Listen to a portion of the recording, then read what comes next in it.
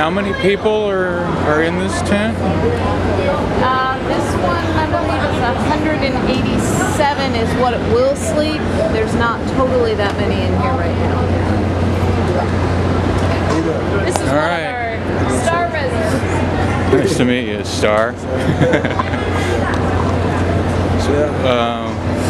What's your name and what's your story? And my story is I was one of the ones who stayed during the hurricane at Baja. We went from Baja to San Antonio, from San Antonio to down here in Galveston at the, I think it's called Claro Bayou Village. Pretty much it's been above the road the whole time, you know. Pretty hard for everybody to endure something so erratic and so spontaneous that, you know, so all at once. We live in like 2 days before the hurricane was normal life. Then before you know it, now 2 weeks later, you know, we in shelters and on the 26th or 25th, they put everybody out the shelter so we don't know where we gonna go or whatever. So.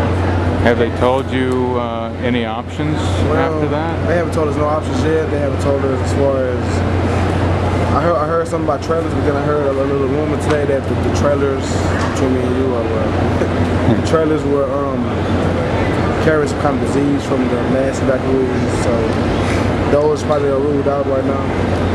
Well, when you get your trailer, if you can, get a formaldehyde testing thing. What is formaldehyde? I hate to sound illiterate.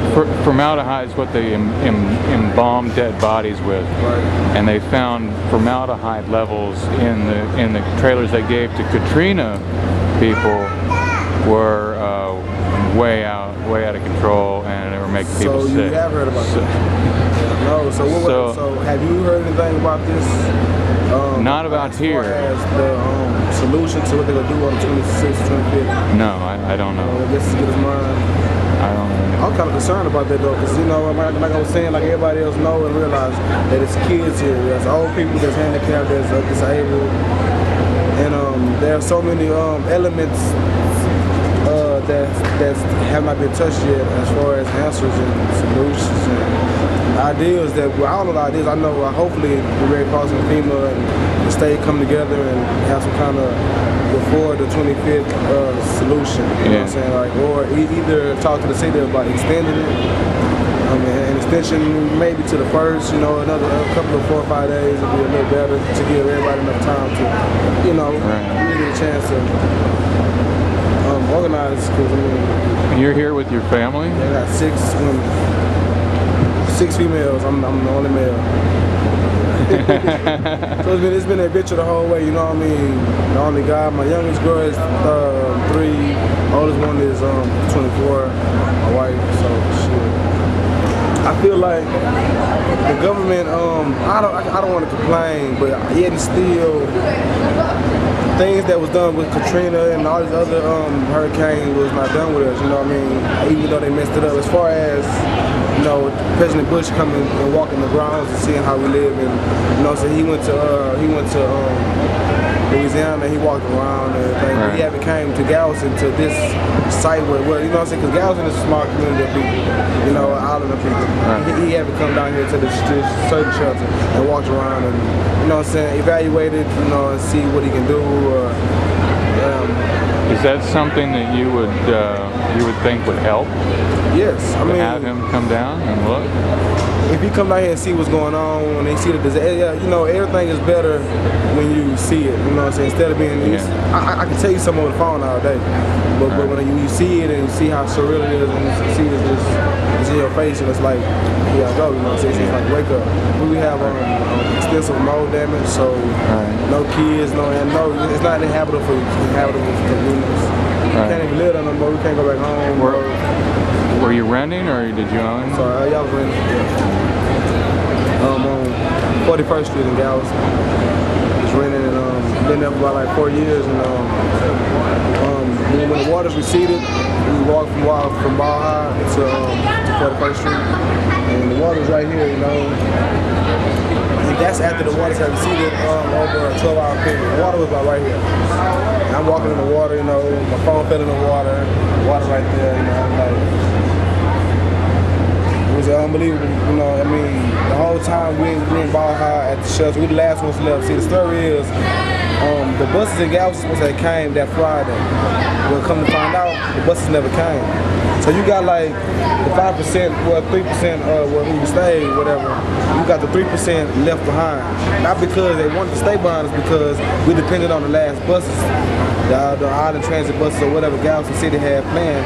We waited on them to send the buses, but yet still we came that morning and there was no buses. So we was running around Galveston, we looked like a chicken on the head cut off trying to find out where can we go. So we got a buzz that, you know, Baja was opening their doors, and that's how we ended up from there to San Antonio, and back down here. Wow. And how long did that process take? About a 12-day period. I mean, San Antonio was experience within itself, you know. I'm talking about as far as the metal detectors, the people getting stabbed, people getting raped. I'm talking about daughters, and a daughter with a mother going to the shower, they got raped. You know what I'm saying? People overdosing, people coming up missing in the downtown San Antonio, the residents of the downtown San Antonio not wanting us to be down there, you know, trying to run us off, cursing us out, doing the gun finger at us, and, you know, just different things we had to put up with down there, man.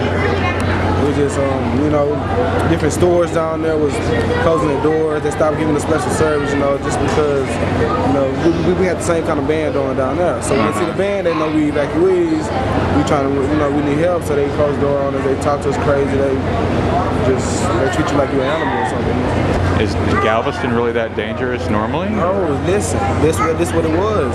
See, what you had at San Antonio at Kelly's Kelly's airfield or whatever, where they held it, you had a mixture of people. You had Orange County, you had Beaumont, you had Harris County, you had all these different people coming to one building. Right. So now you got sex offenders, you got, you know,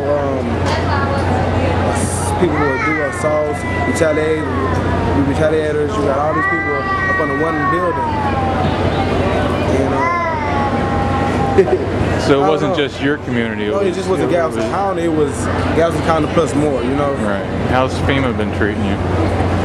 I don't want to really say, you know, I mean, me myself, I was up in a situation where more than one person tried to use the same address. It was like more of a mistake.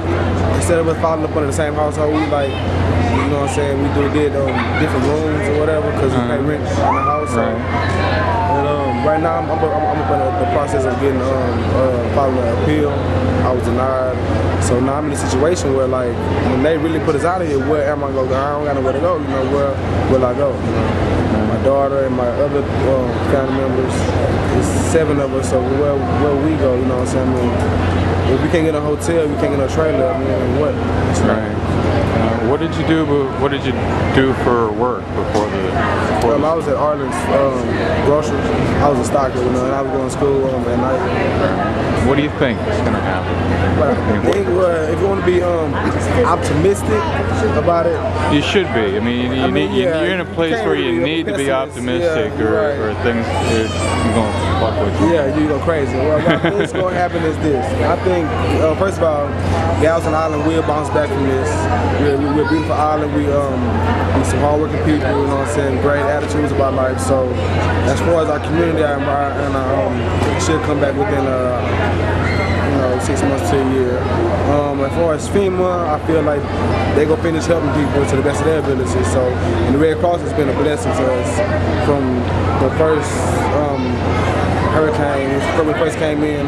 So, you know, I mean, at the end of the day, the silver lining is everybody getting help and everybody finding a placement. And are you gonna try to stay here in Galveston, or are you thinking about just? That's the hard part. See, stay here in Galveston. Where do we live in Galveston? Where do we go in Galveston? Like, apartment complexes are molded out, houses are molded out. So I mean, our only option seems like to move out of Galveston. At least until they finish rebuilding, and you know, maybe we go to like the mainland and come back. What about getting a job with rebuilding? Yes, exactly. Is that an option for you? Yeah, that's an option for everyone down here. Actually, I think it'd be better for Galveston economy. Even though a hurricane came, this would be better for our economy. It's better for the residents to get money, bank account saved up, you know, use this as an opportunity of growth, you know, Right. and to build and rebuild, you know. So yeah, I'm getting a job, going back to college, you know, yeah, all that's in the near future. But right now I'm trying to get FEMA on the phone. Yeah, you got more pressing concerns Yeah, I got at the pressing moment. concerns, but the long term, yeah, I see a prosperous future, yeah, for Galveston. Mobile broadcast news.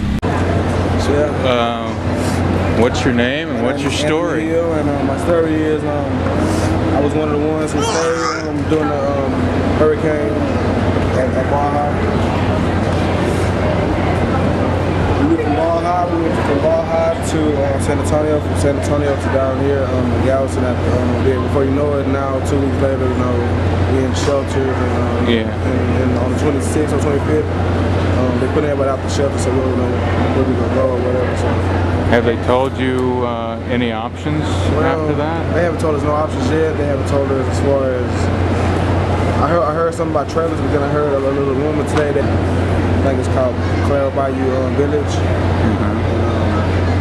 Pretty much it's been a bumpy road the whole time, you know. Pretty hard for everybody to endure something so erratic and so spontaneous that, you know, so all at once. We live in like 2 days for the hurricane was normal life. And how many people are in this tent? This one, I believe it's 187 is what it will sleep. There's not totally that many in here right now. This is All one right. of our star residents. Nice to meet you, Star. The trailers between me and you the trailers were carrying some kind of disease from the mass evacuees, so those probably are ruled out right now.